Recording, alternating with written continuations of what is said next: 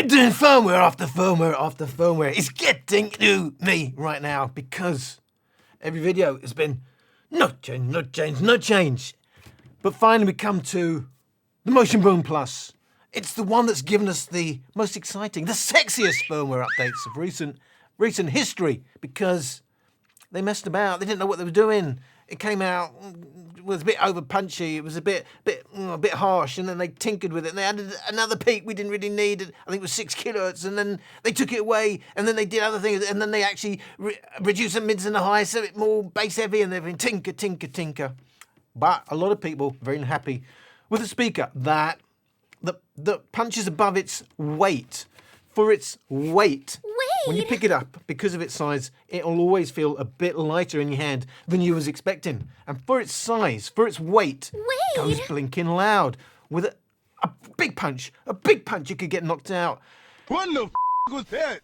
But what it doesn't have is that lovely deep bass of the Tribbit Stormbox Blast, although that has a lot of upper bass as well. Well, let's say of the Boombox 3, it doesn't have that deep thump, but outdoors, that's party-pleasing sound for its size and for its weight. That's why it still has a place, but it isn't a speaker, for me, that's a go-to, especially indoors. Got many other options. For me, it's not a great listen indoors, but it does kind of what it says on the box. If we had a box here and it said it, it would say, goes blinking loud for its size and for its weight. Well suited to outdoors listening.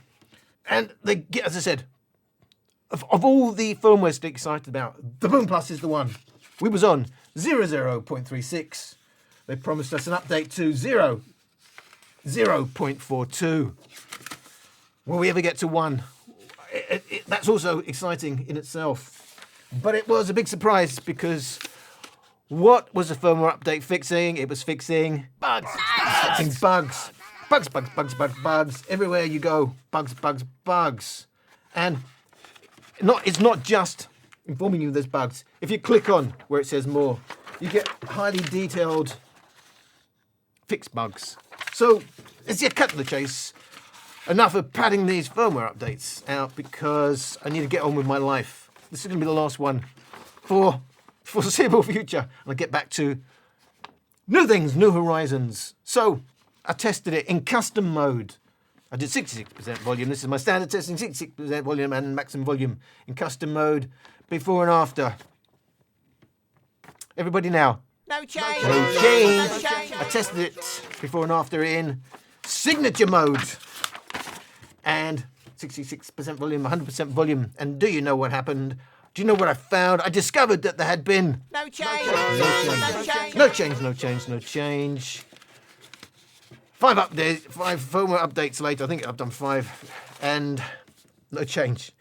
And I'm wondering, what was the point? Well, you needed to know. You asked me, and if you ask, and you're one of the hardcore subscribers, or if there's loads of you asking for it, and it's a speaker that I have previously given a recommendation to, I do the firmware updates.